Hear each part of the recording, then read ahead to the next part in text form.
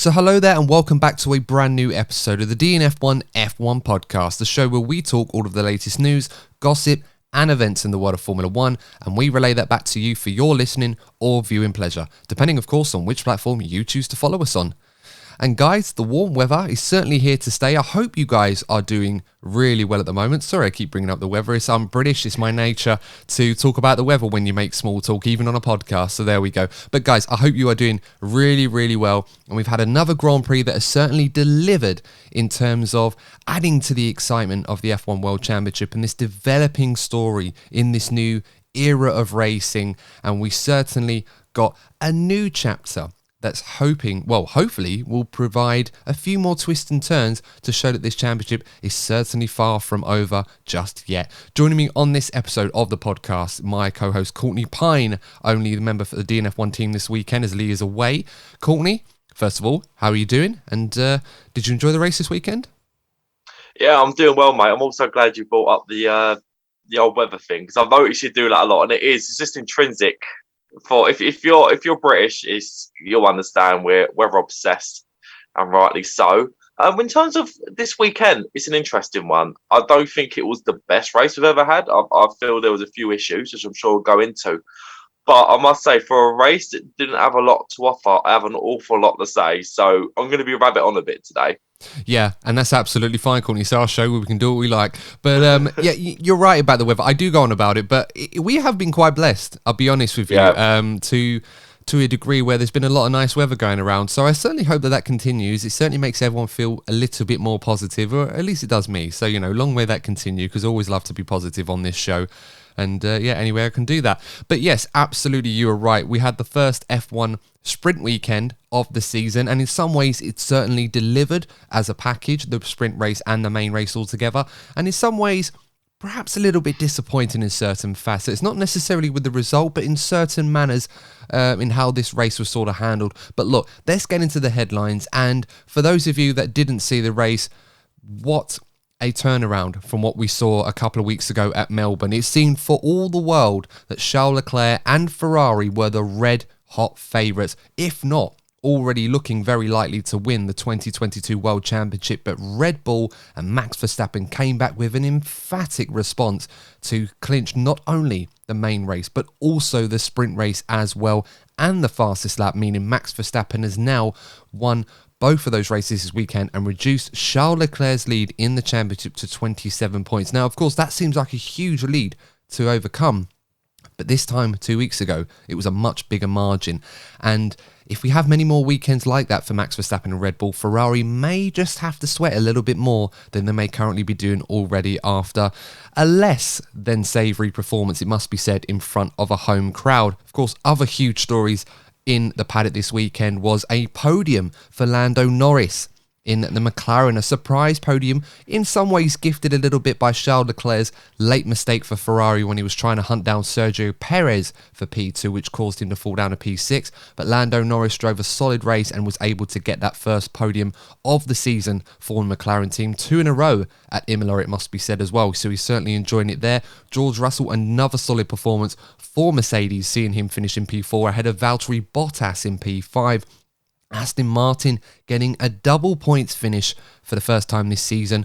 Coming out of nowhere almost, it seemed like they were going to be struggling, but they managed to respond emphatically. And further down the order, disappointment once again for Carlos Sainz after retirement, and more disappointment for the 7-time world champion Lewis Hamilton, finishing only P14 of all the runners, if I remember rightly. But nonetheless, a disappointing day for Sir Lewis indeed. Now, Courtney, of course, first thing, we should probably talk a little bit about the sprint. There was a lot of emphasis and a lot of build-up as to whether or not the sprint race was going to deliver, given that we had a bit of a mixed reaction in terms of the F1 fan base to the sprint races that we saw last season. So overall, we had the first sprint race, great battle between Max and Charles, ultimately won by Max Verstappen in the end. But what did you make of the sprint race? Did you think it was more of a thumbs up, or do you feel like it did what we expected it to do? Yeah, I think the changing in the point system certainly helped. The biggest criticism towards sprint races last season was the fact that there isn't really much reward. So apart from, trying to start in pole position for the next day, everyone behind them are thinking, look, we still got tomorrow. There's not really much at stake here. We'd rather not risk damaging the cars and just sort of make it a possession and go for it tomorrow. Because there are more points on offer, particularly this season where it seems to be quite close. Apart from the Red Bulls and the Ferraris, it's a very, very tight grid, and these extra points can make a real difference. So you saw the drivers going for it more. On the other side, I do still believe that we shouldn't have sprint races at every venue. I feel that we should only have sprint races where you're more likely to get overtaken, like maybe like a Spa or a Monza or a Silverstone, for example. At Imola, unfortunately, as much as I love the circuit as a F1 purist, today was another example, or this weekend was another example where there isn't really many organic overtaking opportunities for a sprint race to have the desired effect. So I wouldn't still have sprint races at every single venue. Yeah, that's very, very true. And I don't think F1 are trying to, sell this idea that sprint races at every single Grand Prix is the way to go. I think at the very most, they're looking at potentially having 6 races. At least that's certainly what they were trying to do for this season before the team sort of bounced against that in terms of getting the necessary, revenue reparations to sort of cover that in the cost cap, which of course they weren't granted, so they voted against it. And Imola as a circuit itself, despite some of the changes that has been made to the circuit, I often wonder if it is suitable for modern Formula One. And I like the circuit, don't get me wrong, I'm very much a traditionalist in this, and I always feel F1 should come to Imola, but I feel certain characteristics of the circuit, the fact that it's quite narrow, these cars are quite large, and, we often reminisce about Imola races in the past, particularly the one in 2005 where Schumacher fought Alonso and wasn't able to get past him because of how difficult it was to pass. It's so much harder now, even with DRS, but with these wider cars, it seems to be the case, and you wouldn't normally have it down as a suitable venue for a sprint race, let alone a normal Formula One race.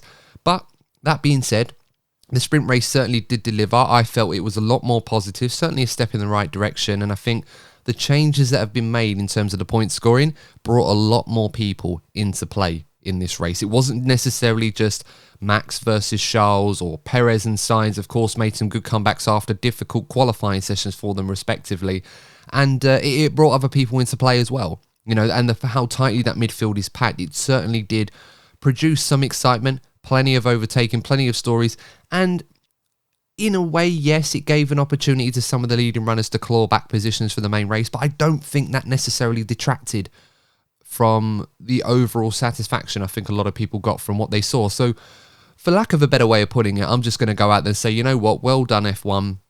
We were wrong to critique it, at least on that premise, and hopefully it will continue to produce a similar level of excitement, perhaps more. We might get some better racing at other circuits. I'm looking forward to the Brazil one, so we'll have to wait and see how that goes. And if it proves to be successful, Courtney, I don't see why they can't roll it out at a few more races. I guess what I'm trying to say in this huge monologue on sprint races is I would rather watch more of what we saw this weekend in the sprint race than just another practice session on a Friday afternoon or a Saturday, for example.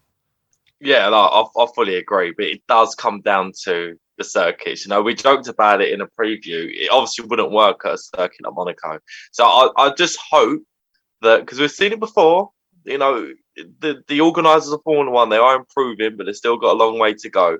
We have seen it in the past where it could be successful at one venue, and then we see a case of overkill from the organisers. I think they just need to be very diligent and just think about exactly where we're going to actually get the best racing. You've got to look at, places like Imola. I don't think Imola was the best place to have a sprint race. We saw last year in Brazil. Brazil's a good place to have sprint races because obviously you got that sweeping upward left hand sort of one big sort of turning straight where there's so many opportunities to overtake there, and also into the second DRS zone. So a track like a circuit like Brazil is ideal for it. But yeah, and I think also be good to have a bit of both, because I do like the old format. So it'd actually bring more spice to the season because you have different challenges for the drivers.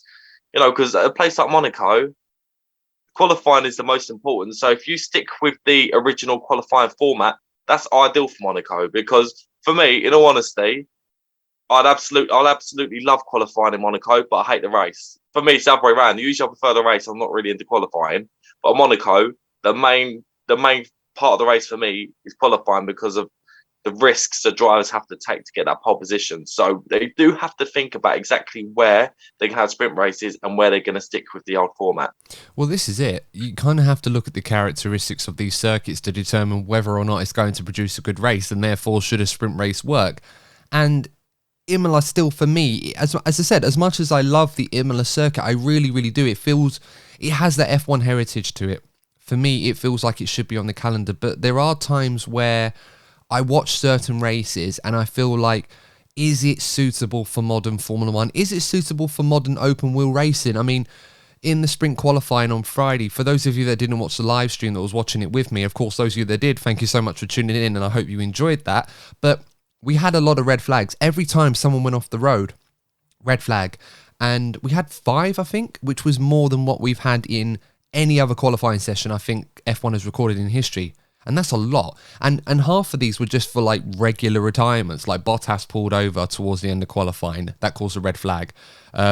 Norris was off at Agua Minerale. Okay, that wasn't the best place to go, but I've seen at other circuits there's plenty of runoff area, plenty of room where a driver can go off and they just say, okay, it's a yellow flag, you can carry on, etc., etc. And even in the junior series, when we had, and in the sprint race where we had a safety car, when someone goes off, it's almost like, yes, you have that jeopardy of these older F1 circuits, but I just feel like they're not, some of them aren't built to cope with modern F1 without these delays and stoppages. And yeah, sometimes they can create some crazy results and spice things up a bit, and people love that.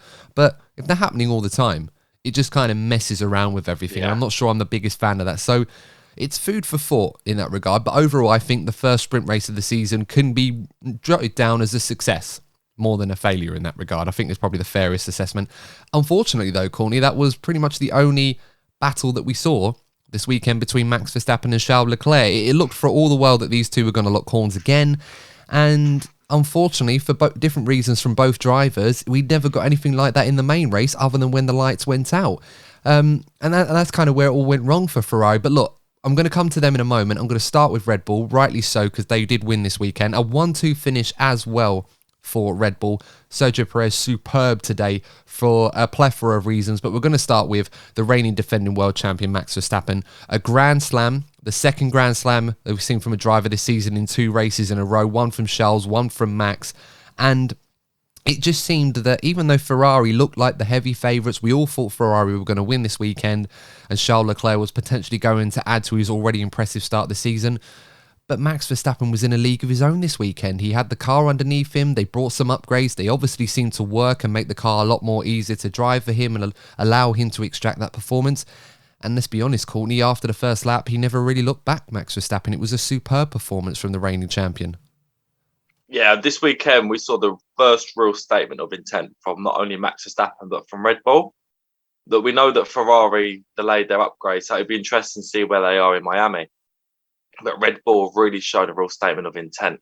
And Max Verstappen, yeah, he had that car on rails today. You know, I've had a lot to say about Max Verstappen last season, but I'm very consistent. Doesn't matter who it is. I'll criticise when necessary, and I'll also give praise when necessary. And the guy was in a league of his own today. And also Sergio Perez, we've said it before. He really is delivering for Red Bull this season. So Red Bull are in a healthy position where not only have they made a right step with their development curve, they've also got 2 drivers that are delivering for them. At this stage, there are only 2 things that are holding back Red Bull right now, and it's the 2 big questions. If I was a Red Bull fan, the 2 questions I'll be asking myself is, first of all, are Ferrari going to fight back? Because that's being the biggest question regarding Ferrari. Can they keep up this development more? We've seen Ferrari in the past start off really well, and I know that's a fear. I can see it in your eyes, Adam. There is this sort of lingering doubt because it's been so long since he won that championship. We've seen it several times. You know, I think 2017, 2018, they started so well up until mid-season and second half of the season, Mercedes just ran away with it. So that's going to be the big question. Can Ferrari bounce back? I think we could find out as soon as Miami. That's the first question. Obviously, the biggest question that Red Bull fans are going to be asking, can the car remain reliable? There's no doubting that car is fast. But at the end of the day, you need to finish to get the points. So yeah, I'm sure Red Bull will be very happy with the weekend that they had, but there are still question marks regarding the rest of the season. Well, of course. I mean, after Red Bull won in Saudi, it seemed like that they'd rubbished or put all of those reliability issues from Bahrain in the past. And then, of course, what we saw in Melbourne is as soon as Max Verstappen pushed in a race where he probably didn't have much of a chance of beating Leclerc, other than a brief period following a safety car, the car ended up failing on him again. And, you know, all credit to Max Verstappen. He's been put in a difficult position at the start of the season, but he's responded in kind. And upgrades are kind of the word of the day in terms of that, because Red Bull, as you rightly put, they brought upgrades to this circuit. Ferrari didn't. Red Bull found that extra performance, and as the weekend went on, it became abundantly clear that Red Bull had the advantage in performance over Ferrari in almost every single aspect. They were good in the wet, they were good in the dry, they were much kinder on their tyres, they were faster in the straights. Normally things that we would associate with Ferrari this season, it tended to swing the other way. It was almost as if like you could be forgiven for thinking that almost like Red Bull and Ferrari tend to swap cars in terms of who has the best car. It's already swinging back and forth, but the question will remain on what Ferrari can do to respond to that. But in terms of what Red Bull have done, reliability will always prove to be the big question mark so far based on what we've seen this season, and they will need to sustain that longevity, that consistency with reliability and performance as well to mount a championship challenge on both fronts. And after the performance of Sergio Perez, Red Bull are certainly back in the Constructors' Championship as well. It's almost as if like you can banish what's happened in the first couple of races where they've had issues and start afresh. The championship almost starts now for Red Bull and Max Verstappen. So it's certainly going to be a big confidence booster. And I'll be honest with you, Courtney, this was by far Max's best performance this season. So yeah, I think it's all looking good for Red Bull right now. The question will remain is, one, how much further can they improve what they already have? And two, what can Ferrari, their immediate rivals, do to respond to that? Yeah, I think actually what we're seeing between Red Bull and Ferrari is an example of what we're actually seeing all the way down the grid. And this is something that the fans wanted. We are seeing teams sort of yo-yoing almost from circuit to circuit. You know, I feel that we've got two leagues at the moment in F1 2022. You've got Ferrari versus Red Bull, and then you've got everyone else. At the beginning of the season, I thought it was just going to be Mercedes were going to be comfortably the third best, and then there's rest. That's proven to not be the case. I look at teams like McLaren, a couple of races ago in Saudi, they were absolutely nowhere. They were right at the bottom. Now we've got a McLaren, okay, beat it with a little bit of luck. We've got a McLaren comfortably finishing on the podium. And I think we're going to be seeing this. You know, we're going to be seeing a lot of tight battles. This is what the fans wanted from this. We're going to be seeing a lot of tight battles and also an element of unpredictability going from circuit to circuit. So, in my opinion, I'd like to see more teams challenging for wins in the championship. Other than that, I think this is great for the fan base and the sport in general. Yeah, and you know, given the performance of Max Verstappen this weekend, as I said already, I think a lot of people were starting to worry that not necessarily that we might see a new champion, because of course F1 wants to see that, especially in this new era. It'd be great for them to sort of crown a new champion, a new era, if you like, or at least a new rival for the current era of Verstappen that we're currently just embarked in, if you like, for lack of a better way of putting it. And nobody wants to see Ferrari and Charles Leclerc run away with this World Championship. So I think this weekend was a very significant reminder that there is certainly a challenge there, and Red Bull certainly, you know, did what they had to do to step up to the task. Max Verstappen certainly did what he needed to do after a difficult start to the season, it must be said. So it's certainly encouraging, and I certainly hope it swings back and forth quite often between those two teams. Maybe a third one might join the party later on. We'll have to wait and see if that is to be the case. But so far, it's certainly proven to be a good day for Red Bull, and hopefully for their sake, that continues. Sergio Perez, let's talk about him. It's very easy to understate Sergio Perez's performance this weekend, given how impressive Max Verstappen was. But quite honestly, Courtney, I think Sergio Perez, from the get-go this weekend, other than what happened in sprint qualifying, I think he can notch this down as one of his best performances for Red Bull since he's been there. You know, it was a fantastic start, good recovery, of course, to get to P3 in the sprint race, it must be said, after starting in P7, like Carlos Sainz did, of course, for Ferrari as well. That one seemed to get more, you know, media attention, but I think Perez's one should be noted as well. And he got a very, very good start, great getaway, managed to get ahead of Leclerc, stayed behind his teammate to guard him, and in a way probably helped Norris overtake Leclerc as well. But then from that point on, despite the increasing pressure that Charles Leclerc was constantly putting on Sergio Perez, especially towards the end of the race, Perez was absolutely phenomenal. You know, he managed to make an overtake on Leclerc at the final stops to cement that P2. And despite the overwhelming pressure, he held on until Leclerc's mistake and consolidated a superb performance for Red Bull to complete that 1-2, maximise the points that they could have had available to him this weekend. And he's put them right back in it. So I guess the question is, Courtney, should Red Bull already be considering drawing up a contract for next season for Sergio Perez? Because right now, I can't justify not doing it, really. No, 100%. I don't think there's anywhere else Red Bull can look right now. If you have a look at what Sergio Perez has to offer Red Bull, we spoke about Carlos Sainz in the preview, but it's so easy to sort of diminish the efforts of Max Verstappen's teammates because of how good Max is. We saw it happen. We've seen it happen with Lewis Hamilton's career. You look at how good like Jenson Button was, for example. But look, let's go back to Sergio Perez because again, he doesn't get the credit he deserves from this season. The race pace, we've always known it's had the race pace, but this season, I think because where he joined Red Bull sort of almost last minute, it was all sort of announced towards the end of 2020. He didn't really get to have much input with regards to how the car's going to be set up, how they're going to develop the car.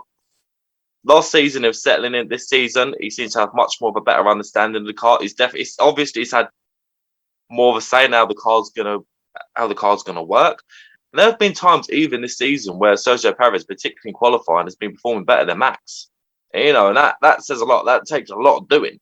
So Sergio Perez certainly deserves any credit that comes his way. And if anything, I think it deserves to get more of a mention because he really has been doing a great job. And look, if Red Bull sort out their reliability, as harsh as it may sound, he's had a lot of, luck going against him. But all eyes are going to be on Carlos Sainz because right now, if we end up with a tighter championship battle, you've got a Red Bull, 2 drivers that are delivering consistently.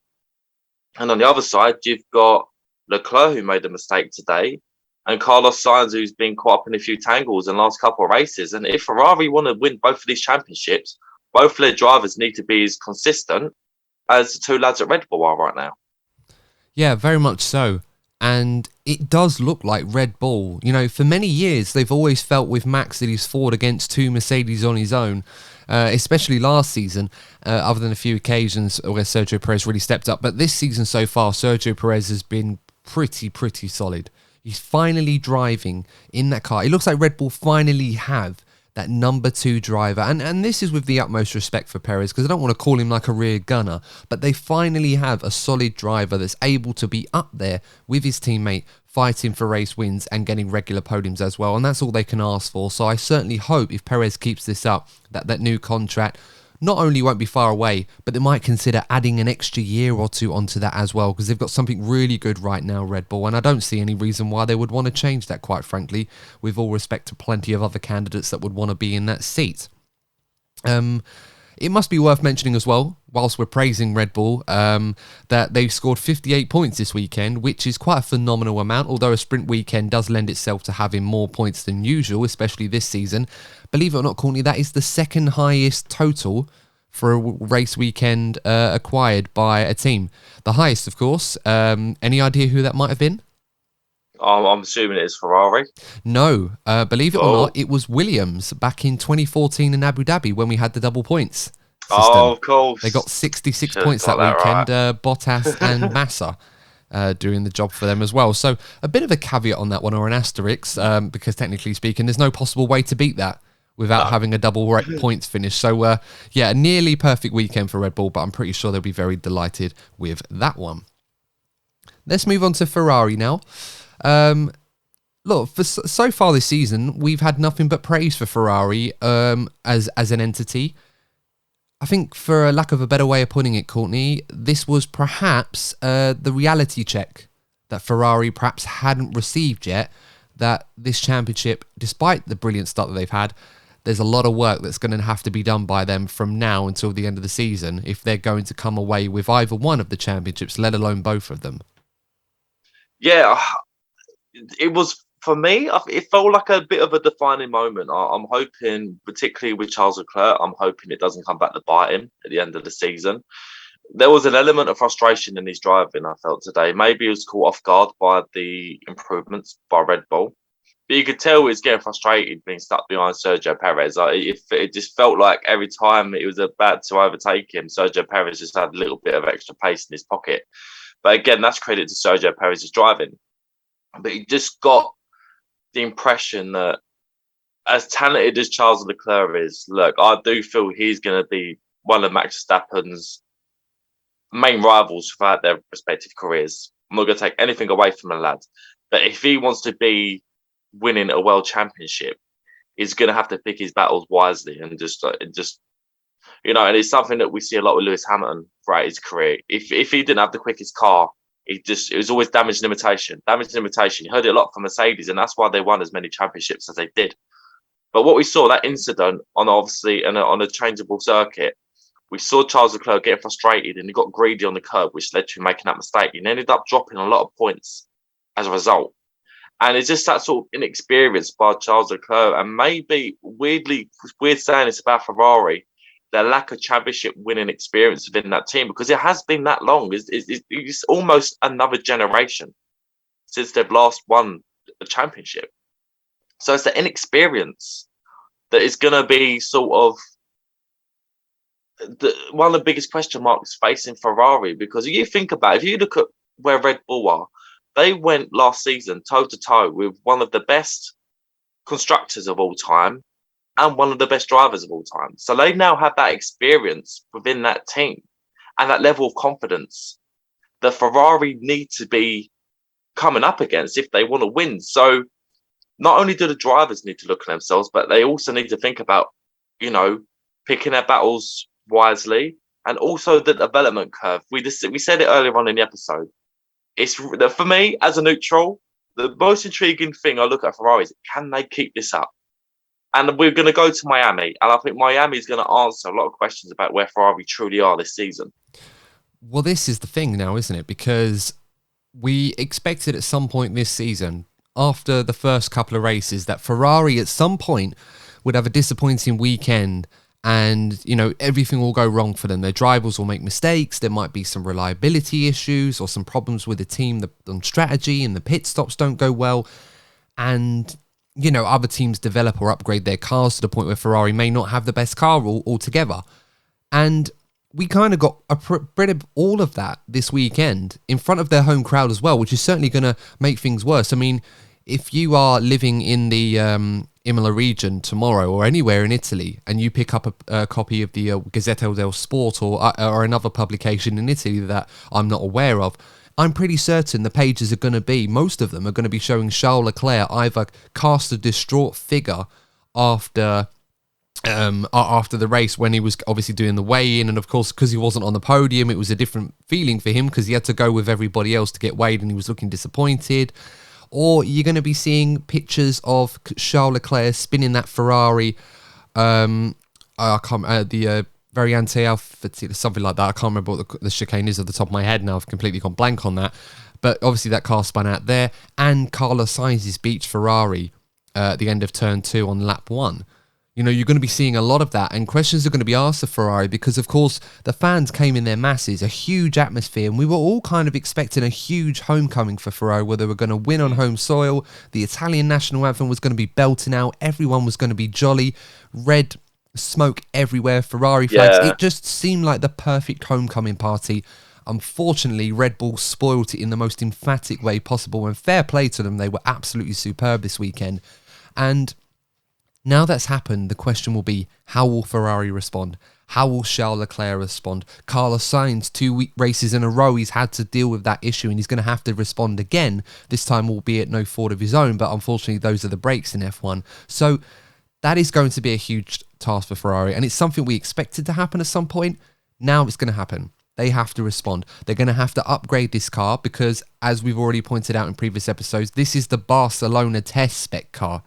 They've barely done anything in terms of a significant update to it compared to some of their rivals, Red Bull specifically, who have brought some upgrades to the car, and it's obviously proven to do the trick for them. Ferrari are going to have to respond to that, and it's going to have to happen as soon as possible. On the subject of Charles Leclerc, you obviously, Courtney, you're absolutely right in saying that, he seemed to be a lot more aggressive than perhaps we expect him to. He's been quite calm, he's been collective. This Charles Leclerc 2.0 has proven so far to be the real deal. This weekend, however, not so much. A few little mistakes here and there. Perhaps towards the end of the sprint race didn't manage his tyres well, and that caused him to get beat by Max Verstappen at the end of that race. In the main race, he got a poor getaway. He wasn't able to get the car off, dealing in the wet conditions very well, caused him to lose places to Perez and Norris, which really affected his race. And then, of course, when he went after Perez at the end, he made that mistake. And a lot of people will say that it's very easy to say that Charles Leclerc was overly aggressive and that perhaps he should have considered taking a P3. Now, I totally get that. And I think that is a quality that Charles Leclerc hasn't quite mastered yet. And the one, like you mentioned, that Lewis Hamilton, when he's had bad races or he's well beat, he maximizes the points he can get. So he limits the damage. And over the course of a season, that is what will win you a world championship. We didn't see that from Charles Leclerc today. With hindsight, very easy to say, he should have just hung back from Perez if you can get past him. Take the P3, you lose 10 points. In a weird way, I'm going to be a little bit soft on him in this regard. And look, if it's Ferrari bias, I apologise. Say it in the comments. I don't really care, quite honestly. But I really feel that because he was so far ahead of Verstappen at this point in the championship, I felt like he felt it was a risk worth taking. In hindsight, obviously, he shouldn't have done that. And I'll hold my hands up and say, yeah, he made a mistake. But if they were a lot closer in the championship, say it was 10 points, and you had a 10-point swing after that, he might have taken the P3. I just think he probably thought, well, actually, there's a lot more to gain here if I get this right. And maybe he would have done if he didn't make that mistake. So he'll learn from it. Hopefully that will reset his thought process when he's in that situation again to think, okay, let's think about the long game rather than the short term. But there's so long in this season to go. If Charles Leclerc is going to be trying to play damage limitation management after 4 races in a 23-race season, despite the overwhelming lead that he had coming in, then I'm not quite sure that's the show people want to see. So I'm going to give him the benefit of the doubt this one. It was a costly mistake. He did recover to P6. He'll learn from that. Hopefully in the next time round, he'll either not make that mistake and get Perez, or he will just, hold his hands up and say, look, Red Bull are better than us, and just take the points as it is. What's your assessment on it? Because I'm being quite lenient, so I totally understand if you're going to say, that's crap. Like, you need to lay in on him here. It's the experience thing. Or lack of it, and I don't think it's just driver. I think it's the team as well. Like I feel like I'm repeating myself, but it's been what 14 years since Ferrari won the championship. So there is a lack of experience. With Red Bull, they had it last season, so they're still on that level. Of course, Ferrari and Charles Leclerc can be on that level. I do believe that Charles Leclerc can beat Verstappen over a season. I really do believe that, but Max Verstappen now has championship winning experience, and so do Red Bull. So that this is the thing. Will it come? I do believe it will. But they have to get on it as soon as possible, because Red Bull and Max Verstappen on form are formidable. So if Ferrari really want to go for these championships, they can't be performing the way they did this weekend. They simply can't, or they will get beaten. Yeah, no, absolutely right. It needs to be better all round from the team and the drivers in particular. The saving grace for Ferrari, of course, the Miami race, they are planning to bring some upgrades, and of course a more significant one in Barcelona, as all the other teams are planning to do as well. So it'll be interesting to see what the pecking order looks like around them. I imagine it's still going to be Ferrari and Red Bull, but in what order we'll have to wait and see, fighting for the championship. Let's move on to Carlos Sainz. There's not much that we can really say about his weekend. He was unlucky in the sprint qualifying. He wasn't able to get that final run in to salvage a decent qualifying position. That said, he managed to recover quite well to P4 in that sprint race, which gave him a good qualifying position for the race. He had some misfortune over that power unit issue that sort of plagued him in Australia, where Ferrari upgraded his engine to Power Unit Spec 2 that Ferrari said they were going to introduce in Miami. They brought it a bit forward for Carlos Sainz, which seemed like it did the trick because he was making quite a few overtakes in the sprint race. But then we come to the main race. Had an equally difficult start, just like Charles Leclerc did. So maybe the Ferraris just struggled to get off the line in the wet conditions. We'll have to see what they say on that one. But he was incredibly unlucky. Basically taken out by Ricciardo in that first incident and that first corner. I thought he left Ricciardo quite a lot of room, but Ricciardo went onto the curb. Yeah, granted, it was wet, and he slid off the curb and into Sainz, but I'll be honest with you, Courtney, I know it's a first lap incident, and I know they tend to be quite lenient, the stewards, but I'll be honest with you, I was a little bit surprised that Ricciardo didn't get a small time penalty for that one. I think that was 100% his fault. And Ricciardo himself, with all due respect to him, because he ruined his own race by doing that anyway, so I suppose you could say justice was served in that regard. He did acknowledge his error in that move and apologise to Carlos Sainz after the race, which is fair enough. But, you know, I'll obviously let you get your thoughts on the racing incident, but first of all, or on that incident, I should say, another difficult weekend for Carlos Sainz. Just nothing seemed to go right for him. Yeah, it's a continuation of what happened in Melbourne. He has been really unlucky. You know, we were praising Carlos Sainz so much in our preview episode, and I'm not going to take away anything I said about him because of the tough time he's going through. But I'll just second what I've already said. If Ferrari want to be taking both of these championships seriously, they're just going to have to try their best to stop this sort of dip in form happening because, you know, F1 is just the mentality is such a massive thing. Like, in sport in general, mentality is a big thing. But in F1, where, you know, thousands of a second can make a difference to the final weekend, you have to not go into like a slump of feeling unlucky or feeling sorry for yourself, because before you know it, that starts affecting your form. Carlos Sainz needs to have a solid weekend. We was hoping he's going to have it this weekend, but it has to happen as soon as possible. Carlos Sainz needs to win a race. I feel that once Carlos Sainz wins a race, he will start offering the kind of form that we know he can offer Ferrari and the sort of form we're seeing Sergio Perez offer Red Bull, because the harsh reality is right now, Red Bull have got two drivers delivering, Ferrari don't. So Carlos can deliver, but he has to start delivering very soon to keep this championship alive for himself. Yeah.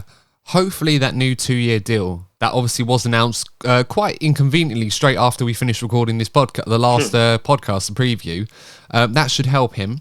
And this was supposed to be a weekend where the weight would be lifted off his shoulders and he can crack on with it. And it did look for all the while after the sprint race that he was right back in the mix and could have been a factor this weekend. And unfortunately, he was just in the wrong place at the wrong time and was unfairly taken out. But those are the breaks in F1. It can happen. Before we move on, what were your thoughts on that incident? Do you agree with me that Ricciardo perhaps was his fault, or do you feel that that was just a racing incident? I'm sort of sitting on the fence on this one, because if it was in dry conditions, I would have said, yeah, slam dunk. But it's just it's so easy on a changeable track, obviously, with it being damp in some places. First lap, you know, tyres and brakes are cold. It can happen. We saw it happen. There was a high-profile one with Valtteri Bottas in Hungary last season. It does happen. And Daniel did get, you're right, Daniel did get his punishment for it. It absolutely ruined his race. His teammate got a podium, you know, and up until that race, both drivers had a good weekend. So he did get his punishment for it. So I guess maybe that's the sort of mindset the stewards went with when deciding what to do about the incident. Yeah, I don't want to be too harsh on Ricciardo because it was borderline. I'll admit it was borderline over whether it was a racing incident or not. I think perhaps the stewards probably went to the fact that it was the first lap and they thought, oh, you know what, and Ricciardo kind of wrecked his own race anyway. So they probably thought, you know what, we probably don't need to add to his misery. But I've seen incidents like that in the past where you could give the benefit of the doubt and say there wasn't much room for error and the error was made, and drivers get punished for it. So I don't know. I feel like we're going to see another incident like that later in the year, and a driver's going to get punished, and they'll probably say, well, they'll point to that incident earlier in the season and say, well, you know, where's the consistency in that? So we'll see. There's not much we can really say on it because it didn't really matter. It's not like Ricciardo carried on and then finished up where Norris did anyway. But let's conveniently move on to Lando Norris while we're talking about McLaren. And yeah, what a day for Lando. Well, we talked about McLaren in Australia, and I think we were all quite pleasantly surprised that they got that double points finish. And we wondered, is this on merit? Have they managed to find some issues with their car and managed to fix that and at least set the car up in a way that allows them to optimise the good parts that we expected there to be? And I tell you what, Courtney, it certainly delivered on that one. You know, Lando Norris, P5 in the sprint with Ricciardo behind him in P6 before the main race. Norris ended up going on to not only causing Charles Leclerc some problems at the start of the race, but inherit that podium in a pretty lonely race, it must be said. But I certainly felt he was the happiest of the three drivers once he came home and finding out that he got on the podium. Yeah, for me, Lando Norris is Mr. Reliable. You know, if he has a little bit of luck on his side, you know, we see with some other drivers, they're very unlucky. I think sometimes the lad's happy to have a sort of race on his own. We saw it happen a lot the last couple of seasons, actually. He's just sort of just trundling along on his own and he picks up the big results for McLaren. You know, we saw last season, yes, Daniel Ricciardo got the win, but Lando Norris carried that team last season. Let's not forget. And I think looking forward, I think McLaren really need to start delivering for this guy. You know, I look at Lando Norris, and I apologise to the non-football fans out there, but I feel that Lando Norris is the Declan Rice of Formula One. You know, he's with a team that who hasn't delivered for a few years now, more so West Ham. But basically, you look at Lando Norris and you think, come on, give the guy the backup and the goods that he needs to challenge for race wins and championships, because it goes back to that whole thing of him signing a long-term contract. But in Formula One, I'm sure there's always ways around it. The big boys will be sniffing around Lando Norris if McLaren don't deliver in the next couple of seasons, because this guy is good enough to be challenging for championships. You know, we saw it with George Russell as well. We know George Russell is capable of doing that as well. I think I'm going off on a slight tangent here, but as British fans, we're going through like a real interesting phase where you've got, you know, we've had it good with Lewis Hamilton winning multiple championships, but we're in a situation now where Lewis Hamilton could be retiring the next season or so.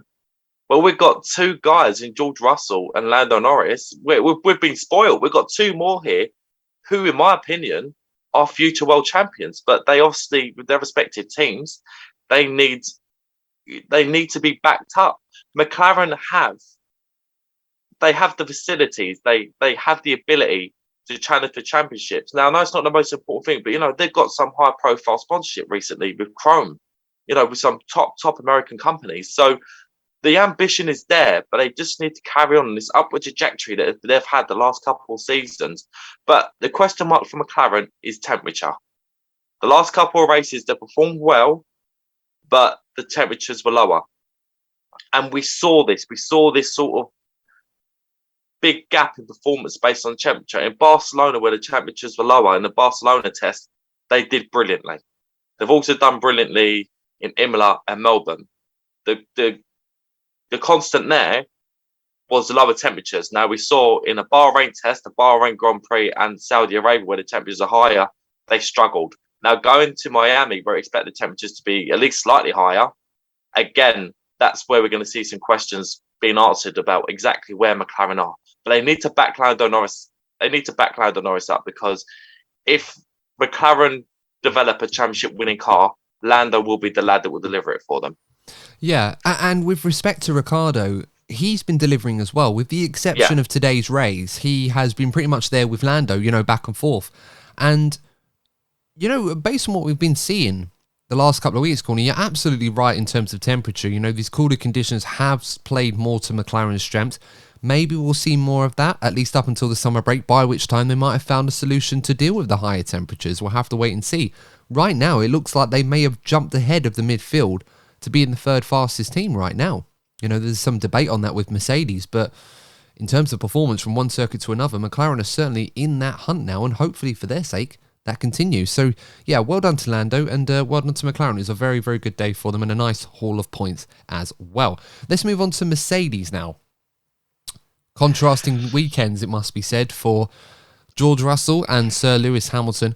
We'll start with George, as he got a great result. And once again, George Russell solidifying the brilliant performances he seems to put together. Mr. Consistency, consistent George, as we've newly branded him on this DNF1 F1 podcast. Hopefully that one gathers some traction, because he certainly very deserving of that title right now, George Russell. P4, despite a difficult sprint race where he wasn't able to score points, but he certainly recovered that well, and had a nice little battle with one Valtteri Bottas at the end of the race. This time, of course, was roles reversed, managed to hold him off, and there wasn't a crash. So, what can we say that we haven't already said about George Russell this season? He seems to be able to get the most out of an otherwise difficult Mercedes right now.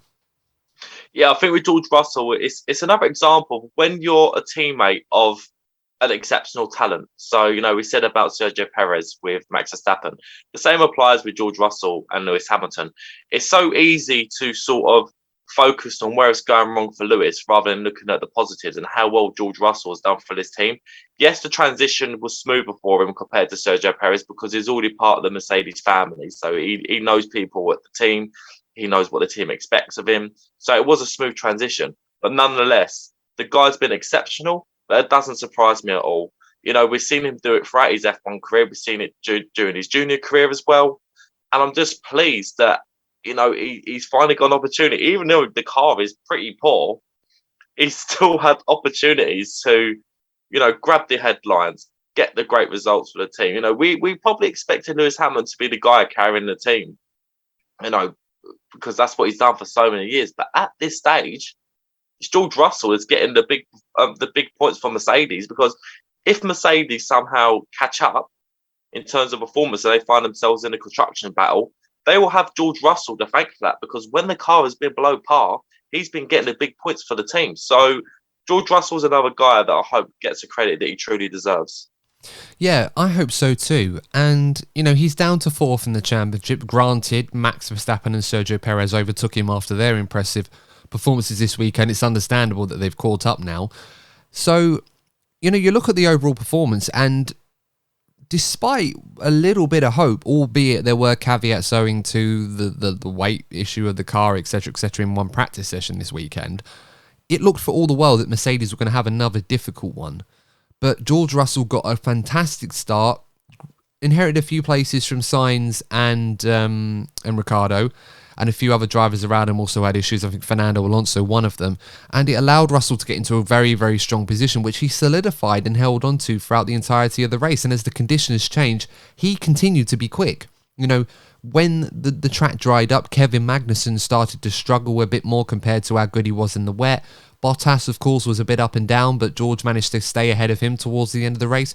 So it's just another example of George Russell in a very difficult car to deal with at the moment. He's just getting the absolute maximum out of it. And yes, there's a little bit of fortune to it as well, but you get that in Formula One. And let's be honest, George Russell was a very unfortunate driver for a lot of his Williams career at times when there were chances like this. He's now taken them like it's just a routine thing. So we definitely have to be giving George credit where credit is due. He's doing a fantastic job so far, and I'm pretty sure whilst it is difficult at the moment on the other side of the garage, Mercedes aren't overlooking the fact that they've got a young driver right now who's certainly showing his quality.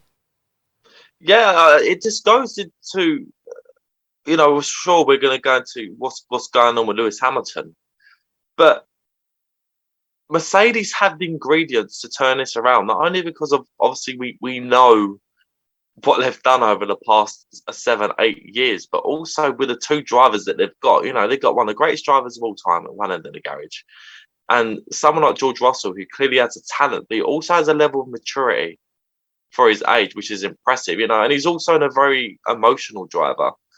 We saw it. I was watching last week, I was watching Drive to Survive, and there was that moment when he was crying for picking up like a point for the Williams, and in the background, Max Verstappen and Daniel Ricciardo were laughing at him. But it just shows how much dedication and emotion he puts into his career. And that's only going to serve Mercedes very well. I'm sure there'd be a little bit of concern for Mercedes. Where do we go once Lewis Hamilton retires? Because I think it's coming soon. But they must be thinking, where are we going to go? But you know what? They've already got somebody in George Russell. At this point, I don't want to jinx it, but at this point, maybe they've already got somebody that can carry that flame for Mercedes and be their main protagonist in future championship battles. It certainly looks encouraging. And I, for one, am certainly here for this with George Russell. I've been singing his praises for a long time. I felt he just needed the car underneath him. And albeit it's not an easy car to deal with. I mean, look, it's causing all kinds of issues for one of the greatest, if not the greatest driver of all time to get on top of. And that's certainly not a small thing to overlook. And in a weird way, Courtney, I kind of look back on what happened in 2014 at Red Bull, where you had Sebastian Vettel, 4-time world champion, in a very difficult car that clearly wasn't the fastest in the field. It was arguably third fastest sometimes the second fastest. It kind of varied from week to week. And Seb Vettel really struggled to get on top of it.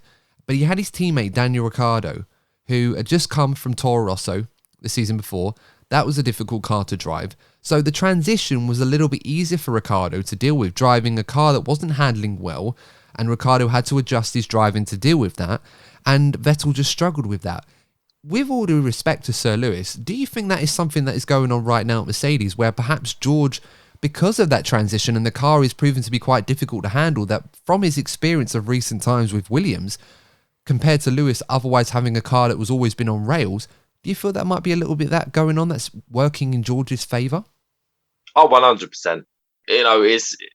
You learn the most from the bad times. I know that's a phrase that's thrown around a lot of Mercedes, but it is true. And George Russell has had plenty of those throughout his Formula One career. So, and it's also the bad times also build your character. So all these sort of, events he's had to deal with at Williams has definitely made George Russell a much better driver. And there's also helped with the transition. That's also helped. He's gone from one car that's been struggling to another. So for him, it's like a continuation of what he's been doing for the last 2-3 years. So for George, very, very impressed with what he's been doing. I do think he's yet another world champion in the making. And look, without getting too carried away, I think us Brits have been spoiled with the drivers that have been coming through the last 20 years or so. Yeah, very much so. Speaking of a test of character, we've obviously got to move on to the other side of the garage for Sir Lewis Hamilton. And I am absolutely flabbergasted. I can't remember a time where I saw such a difficult weekend for Lewis Hamilton. And look, I'll go out on record. This car is obviously nowhere near the standard that Lewis needs or would feel comfortable with right now. But at the same time, Courtney, do you feel like there's room to suggest that Sir Lewis himself was not anywhere near his best this weekend? The performance, despite having a difficult car, George was excelling and making some good moves, and Lewis was nowhere, for a lack of a better way of putting it. I mean, what happened? Right, well, monologue warning. So I just want to make this clear before I start. I'm a passionate Lewis Hamilton supporter. I have been throughout his entire career. Adam, you can attest to that. Particularly during the bad seasons in 2009, which was down to the car, but I'd also like to reference 2011, which for me was Lewis Hamilton's worst personal performance over a season. Now, right now, it could change, but right now, I feel like there's a bit of both going on here. I think 2000, he's got a bad car, but also I feel there is a lot going on in Lewis Hamilton's head at the moment. Can he turn it around very quickly? Yes, he can, because this is the type of guy that he is. But right now, I feel there's a hell of a lot going on in Lewis Hamilton's head. Now, first of all, I'm not making excuses for the guy, but I do feel he hasn't got over what's happened in Abu Dhabi. That was a massive, massive mental blow for him. It doesn't matter how strong you are mentally. What happened in Abu Dhabi will definitely affect the strongest of people. You've put in that effort all season just for it to be taken away from you just like that. So I do feel there's a bit of a hangover from Abu Dhabi. I also feel there's a lot going on in Lewis Hamilton's head in terms of his future.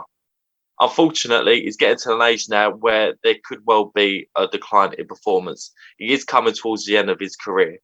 And I don't want to sort of overstate it, but for me, the whole talk about, his, be it a small stake takeover at Chelsea, suggests to me that Lewis Hamilton is thinking about his future away from Formula One. So I feel there's a lot going on. I feel Lewis Hamilton has been very open about his mental health throughout his career. And again, I look up to both him and Tyson Fury for that reason. I think they're both inspirational for that reason. But I just feel that everything that's been going on, both on and off the track for Lewis Hamilton over the past few months, and obviously the performance of the car, I think this is the biggest mental test that Lewis Hamilton has had to face since 2011. Can he turn it around? Of course he can, but he needs to be doing it very soon, not only for his own sake, but for that Mercedes, because they're going through a very difficult time. Let's be honest, they've been completely nerfed by these regulation changes. The way that we have seen from other teams, they're not making it personal for them, but they need both of their drivers to have a mentality about them to help drag them out of this, because they can do it. Yeah. I mean, it's really interesting. I can't really pick holes in any of that. I absolutely agree with you, Courtney, that, you know, it's quite easy for us to say, oh, yeah, the car's terrible, Mercedes will get on top of it, they'll fix it. It's Mercedes, it's what they do. There's no guarantee that that will happen. There really isn't. And look, this is coming from a hardcore Ferrari fan who's had to spend 15 years of false storms, near misses, early promise, and ultimately just doesn't deliver. Or we had a great car, but one team just did a better job than us. We just have to try again next year. And it's taken until now. And even now, we may come to 6 months from now, and I'll be reminiscing about how things look so great after 3 races, and then it all fell apart, and today was the first stage and all of that. We don't know. It could happen. And what I'm saying is that whilst we all expect, perhaps through some recency bias and because Mercedes are just brilliant at what they do, we can't deny that. But there's absolutely no guarantee that there is a foolproof solution to all of the issues that they're having that's going to send Lewis Hamilton back to the top where he belongs.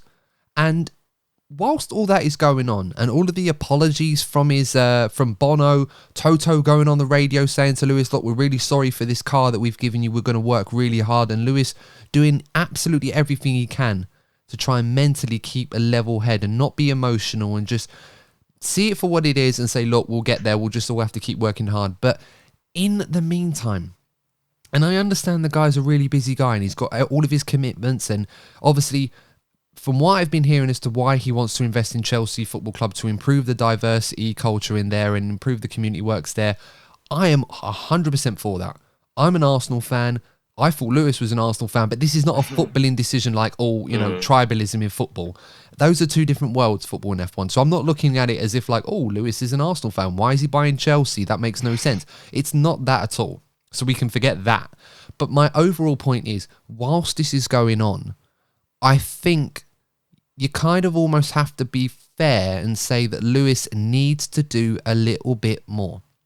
And it's very easy for me to say that. And I know that might sound harsh, but George Russell right now, as you pointed out already, Courtney, is doing everything that he can and is driving superb right now. He really, really is. Is Lewis Hamilton a better Formula One driver than George Russell right now? Absolutely. He's the leader in this team. And look, I mean that with the utmost respect to George.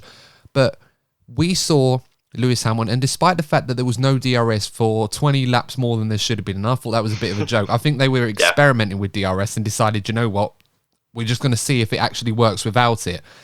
I don't know why they would do that, but for me, I thought it was a bit stupid. I think we saw on commentary how often they were saying that, and it affected other races too. But he was stuck behind Pierre Gasly for most of that race, and Alex Albon and a few others like that. And I thought, come on, Lewis, you surely should be able to get past these guys, even in that dog of a car that you're driving right now.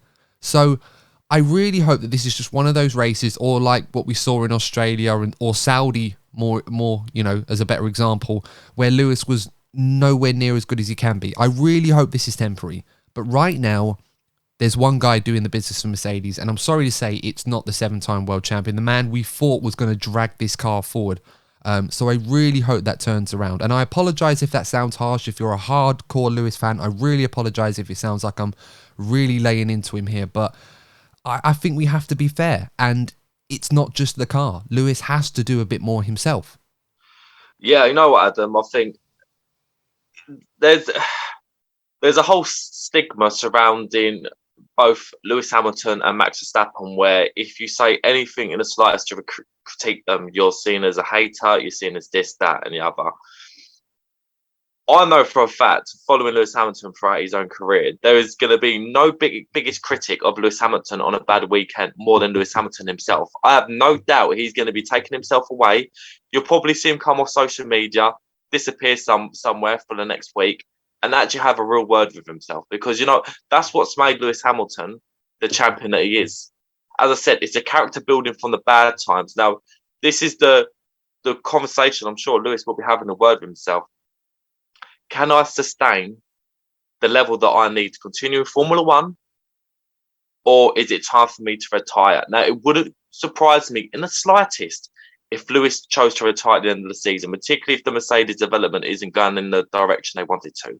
So there are going to be a lot of questions that Lewis will be asking himself over the next couple of weeks. But I think it's so important to stress that just because both of us are saying things that don't sound great about Lewis Hamilton, we are in no shape or form haters. You obviously have your loyalties to Ferrari, but you've also been fair about Lewis throughout his career. I can say that more than anybody else. And the same applies to me. I'm a massive, massive Lewis. I've been called Lewis Hamilton fanboy in this podcast more than you could believe. But no matter who I support, I'll be consistent about them, whether they're doing well or they aren't doing as well. And it's a level that we expect of Lewis. This is a thing. We expect a level of Lewis because he's done it so consistently. And we know he can get back there. But I just thought he needs to be asking himself some questions about where his future lies, because I think that's what's going on right now. I think he's asking himself, can I continue at this level, or do I want to move on to new things? And I do feel that the Chelsea takeover stake is an example of that. Maybe. I mean, there's always been concerns about, not necessarily Lewis's dedication. That's not the right way of putting it. Because he's always been able to juggle those personal aspects of his life and Formula One. Like, you always turn up for those photo shoots or those I can't remember what they call them, the fashion shoots with Tommy Hilfiger, for example, and other places like that, and then turn up to a race on a weekend and go and wipe the floor with the competition. He's always done that. But now it does seem to be a lot more difficult than it used to be, and maybe he is asking those questions. I guess what we're trying to say, guys, is if you are affiliated with Team LH, we love Lewis, so please don't hate us. We're just trying to be fair to the guy on this one. Whether it's praise or criticism in equal measure, we try to be fair as we can with our opinions. But look, let's move on to Alfa Romeo. Valtteri Bottas, former Mercedes driver, hunting down George Russell in the Mercedes, managed to keep it clean this time between those two. P7 in the sprint, P5 in the race.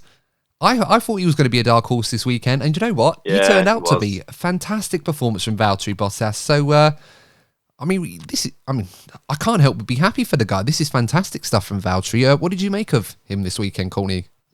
Yeah, Valtteri Bottas 7.7, isn't that the other one you come up with, Adam? Yeah, Valtteri 7.7. And it seems to be the most optimized version of Valtteri right now. We don't need to update this software anymore right now. I think that with Valtteri Bottas, I think going to a team that I've been very vocal about is going to a team that is as vanilla as Alfa Romeo. I think that's exactly what Valtteri Bottas needed in his career, because he's gone from being at the championship winning team, the championship contenders, Lewis Hamilton's teammate, to go to a team that gets very little recognition. They just turn up, do their job, and go home. And I think that's exactly the environment that Valtteri Bottas needed, and he's flourishing. We're seeing a very tight midfield, and because of that, we're going to go into other drivers. We are seeing the respective abilities and the confidence in drivers throughout this grid show, and Valtteri Bottas is an example, along with George Russell. Let's add that both of these drivers were close together because they're both in a good place with their performance and their confidence. So I think we'll probably continue to see this from Valtteri Bottas. The development curve from Alfa Romeo is going to be the very interesting thing, because we are going to be seeing other teams get their act together and improve. So it'd be interesting to see where Valtteri Bottas is in the second half of the season. But right now, he'll be thinking long may this continue, because he looks like he's enjoying himself more than ever. Absolutely. And I'm really enjoying seeing what he's doing right now. It's really, really good stuff. That development phase, which we're going to get into the second stage of it in a few races' time. Will Alfa Romeo still have a car for Bottas where he's able to keep doing what he's doing? We'll have to wait and see. Currently 5th in the Constructors' Championship now. They've moved ahead of Alpine. So, yeah, it's looking good for Bottas at the moment at Alfa Romeo. Zhou had probably his most difficult weekend so far this season. Wasn't too bad in sprint qualifying, but in the sprint race, he had that collision at turn 7 with Pierre Gasly. I thought that was a racing incident. If anything, Zhou probably closed in on Gasly, and there was nowhere for Gasly to go, and he got caught out. And he had a difficult race as well on Sunday as well. So it's just going to be one of those weekends where Zhou just has to learn and accept it doesn't always go your way in F1, and just shake it off and move on to the next one, really. With Guan Yu Zhou, now look, we're only 4 races in, so I'm playing devil's advocate here. There's going to be an element of pressure of him if he doesn't deliver for Alfa Romeo, because Théo Pourchaire, who's a part of the Sauber Academy, is now currently leading the F2 Championship, and this guy is supremely. Yeah, he won the feature race. Yeah, this guy is supremely talented, and surely they could not ignore him. This is a great opportunity for Alfa Romeo to have someone with so much potential in their team. So Guan Yu Zhou, you know what? He's backed from the state of China, which isn't a bad backing to have at all. But if you're looking from a pure sporting performance perspective, Zhou is going to have to deliver to keep that seat because Valtteri Bottas is doing brilliantly. And if you've got someone like Terry Porsche, who you simply cannot ignore, Zhou is going to...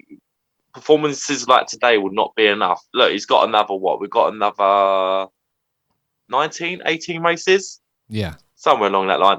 Got plenty of time to turn it around, but there is going to be an element of pressure building if he doesn't pick up his game. So, yeah, game on for Guan Yu Zhou already, I feel. Yeah, definitely has to shake it off and just carry on because it's a good car underneath him. And Valtteri Bottas definitely demonstrating that in a very, very good measure, it must be said. Let's move on to AlphaTauri. Massive praise for Yuki Tsunoda this weekend. I think this has been his best weekend in F1 with the team. Disappointed in qualifying, didn't get through to Q2. Both AlphaTauris failed to get through, but I believe he out-qualified Gasly in that session anyway. Furthermore, did a great job in the sprint, moving all the way up into P12, and then went one step further on Sunday, all the way up into P7. So, yeah. Is this the real Yuki Tsunoda? I certainly hope so, but what a great weekend. And, of course, recovering the blushes of the team at their home circuit. Yeah, there probably wasn't a much better place, obviously, other than Suzuka for him to deliver. He's probably one of the most under-pressure drivers on the grid now. He probably has the biggest question mark over his seat on that entire grid.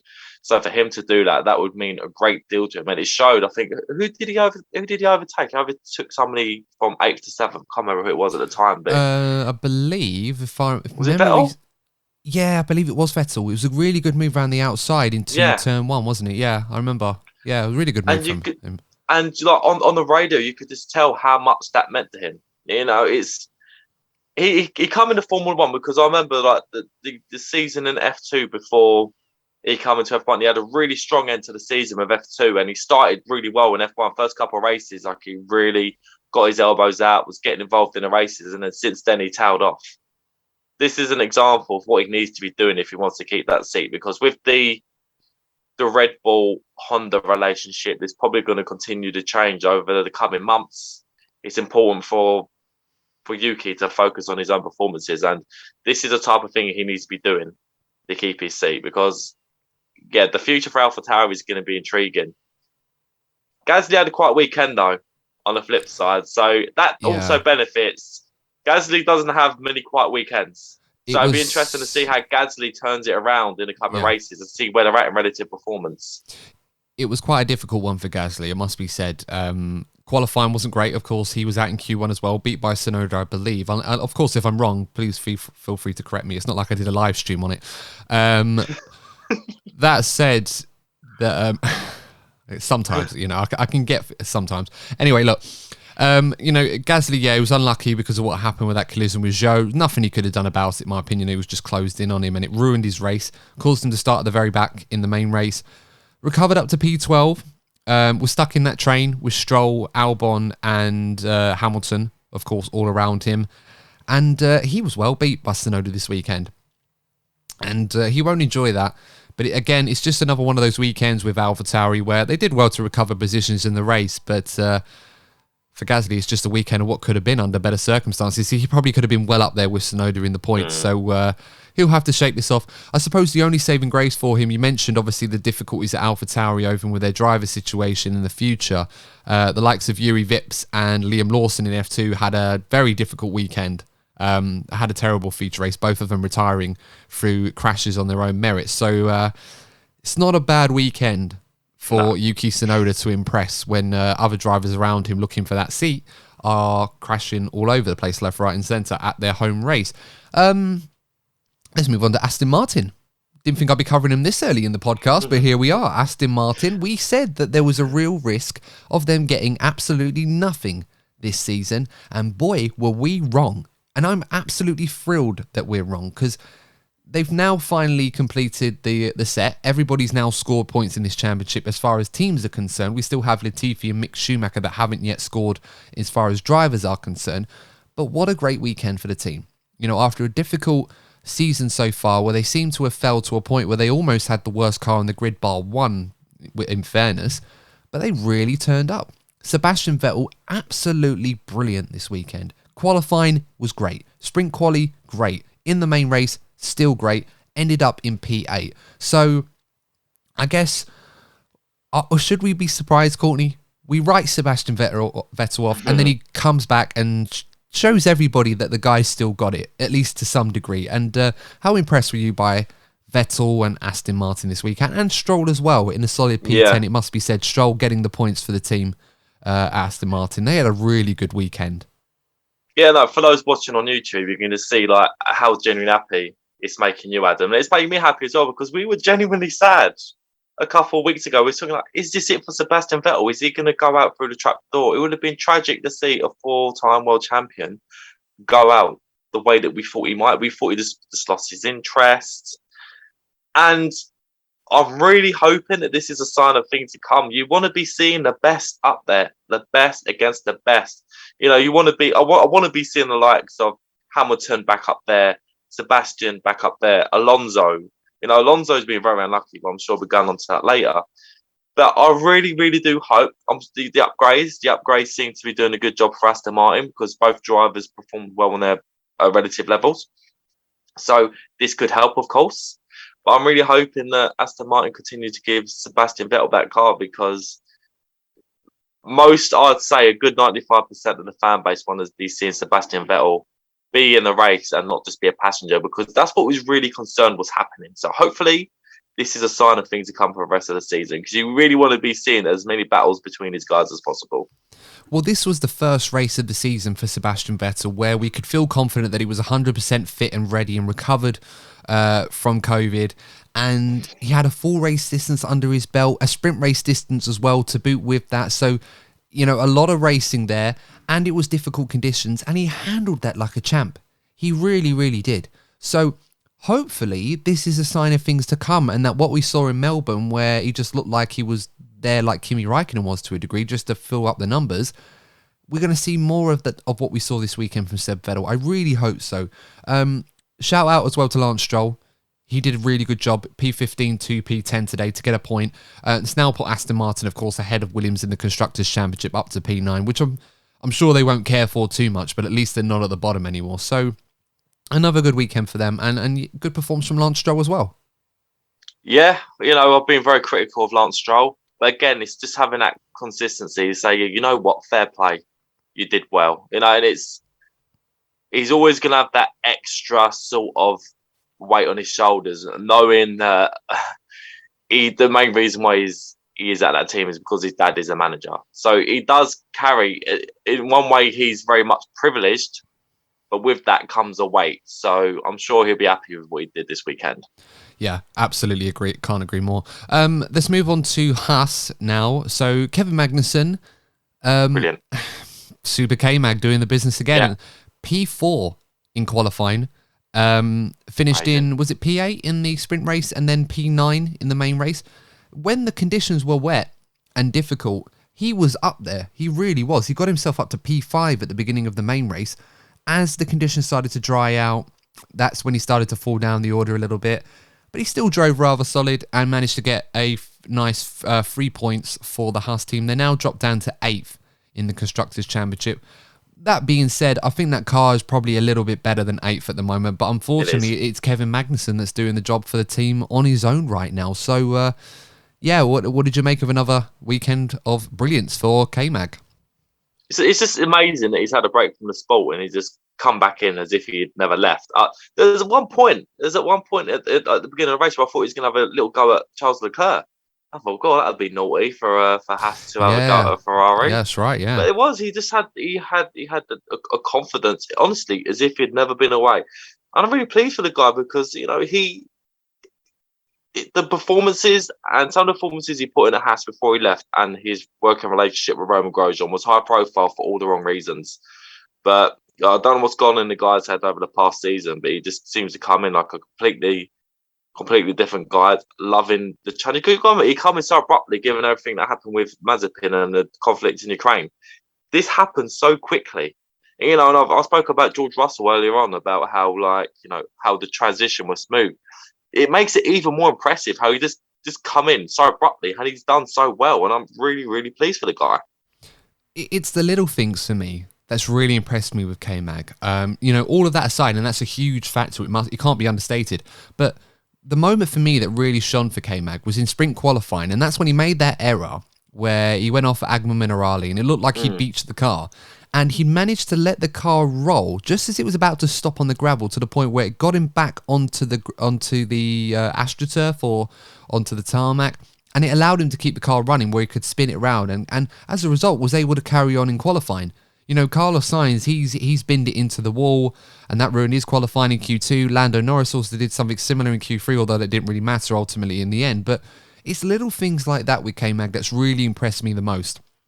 And I think Haas, you know, in the strangest way possible, that has turned out, despite how difficult the situation was and everything by extension as a result of what's been going on, it's turned out so good for them that K-Mag has been able to find an avenue back with that team, and with literally zero experience or even zero knowledge of what to expect from these cars, other than from the small facets he'd remember from working with Haas anyway.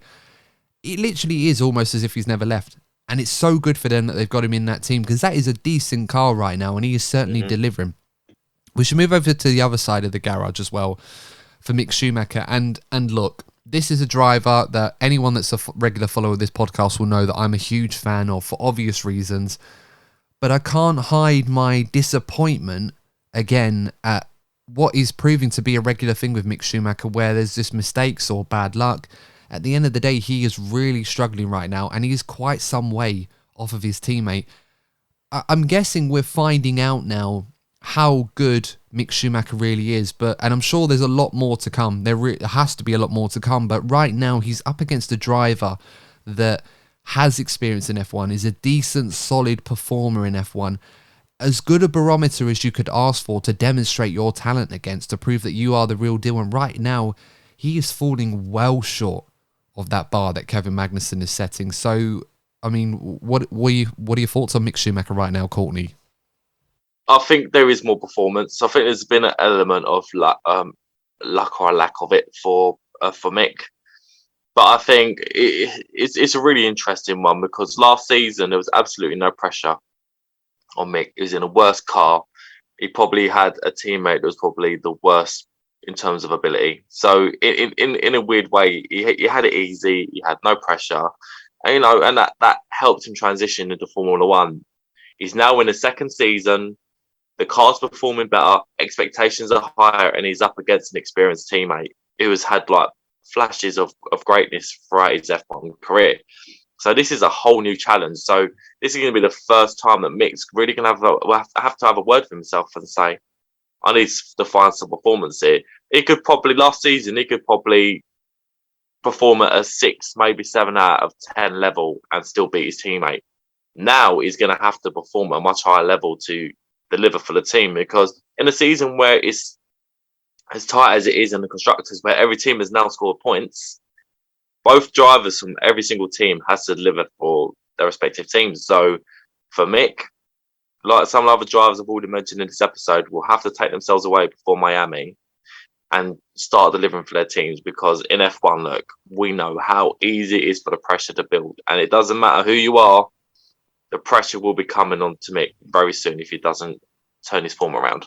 Yeah, absolutely. And again, it's the little things, because Mick was quite good in the sprint race. He got a solid P10, his best performance in any race so far in his career, albeit it didn't give him any points for it because the sprint format doesn't extend to P10 in the points finish. But at the start of the race, he had a decent start. He was up there alongside Alonso, and then he made that mistake in turn 2, which caused the car to slide, ruined his race, and also ruined Fernando Alonso's race as well by hitting the side pod, which of course, you know, broke up when he was driving alongside Lewis. And then he had a few offs as well. You know, the chicane, he went off there as well. And so it's just becoming one of those things right now with Mick Schumacher, where he really needs to cut out those small errors, because they are really hurting him. Probably more so than other drivers. Like Perez had a few offs today, but because of the lack of DRS at the timing, he was able to be forgiven for it. You know, it's just how it goes sometimes. But in this case with Mick Schumacher, he really needs to cut those out because they are really hurting him. Whereas K-Mag, his teammate, is doing a phenomenal job for Haas, and they know Mick's capable of more. We know Mick's capable of more, so hopefully he can deliver that sooner rather than later. Seeing as we're speaking of Alonso, let's move on to Alpine, and there was a lot of promise for Alpine this weekend. We talked about Alpine for a while now as potentially having arguably the best all-round midfield car, and despite a difficult weekend in Melbourne as it transpired for Alonso, it really didn't work out for him either this weekend. P9 in the sprint, so he missed out on the points. Obviously got tagged by Schumacher in turn 2, which completely ruined his race because his side pod exploded and he had to retire. So, what can we say about Alpine? Because Ocon as well, P14, he was a long way back. So, really difficult time right now. I think with Fernando Alonso in particular, I feel that the events of this weekend has been the story of the season so far. Every single race we come in and there's so much promise, and then come the actual race day, it just all goes horribly wrong for Fernando Alonso. I think he's probably been the most unfortunate driver so far this season, but you know, he should take encouragement. There's a lot of potential in that car, but they have to be, you know, if you have a look at Lando Norris, for example, he always seems to maximise, generally keeps the car out of trouble. Fernando Alonso needs a weekend like that because he is the leader in the team. Esteban Ocon is a competent driver, but Fernando Alonso is, you know, he is the guy. So he needs to have that solid weekend. So, you know, if we was to have like two tables of like drivers that should be happy, they can sort of rest easy next couple of weeks, and on the other side, you've got the drivers that need to have a word for themselves. Fernando Alonso is one of them. But to be fair to Fernando, it's more luck rather than his own performance that has been the issue. Yeah, he was quite unfortunate this weekend. He was unfortunate in Melbourne for different reasons. Yeah. Ocon had a slightly off weekend. He just didn't look quick at all. And I don't know if that's characteristics of the car, but Fernando looked like he had some pace in him, and it looked like he might have got stronger if he wasn't tagged by Schumacher as often as Alonso is stronger in the race. Ocon was not really at the races this weekend at all, was he? No. There's not really much we can say about Ocon's race. Well, the penalty that he got for almost crashing into Lewis in a pit, that was probably the highlight of his race, which I think says it all, to be honest. Yeah, we didn't even mention that, did we? We completely forgot about that. Lewis almost getting tagged by Ocon there, and we completely forgot that Verstappen lapped Hamilton, didn't he? He did. Oh.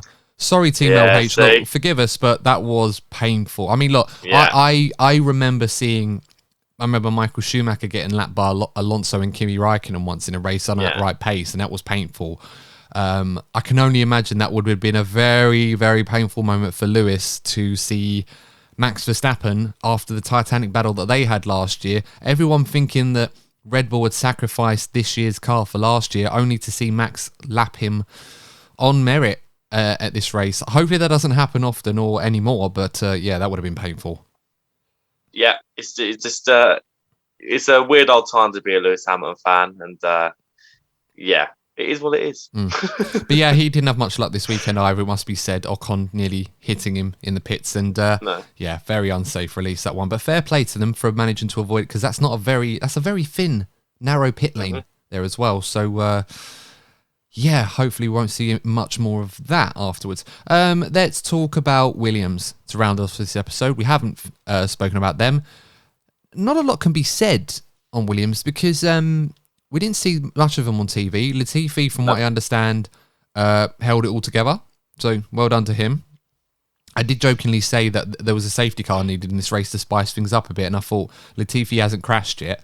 But no, we shouldn't joke about that too much. It is a bit harsh. You know, Latifi did what he did today. He didn't finish last. He finished ahead of Mick Schumacher and Daniel Ricciardo, so he kept his nose clean. Albon, on the other hand, good solid performance from Albon. He had some brake issues in sprint quali, like explosive brakes, which sent him to the back of the field.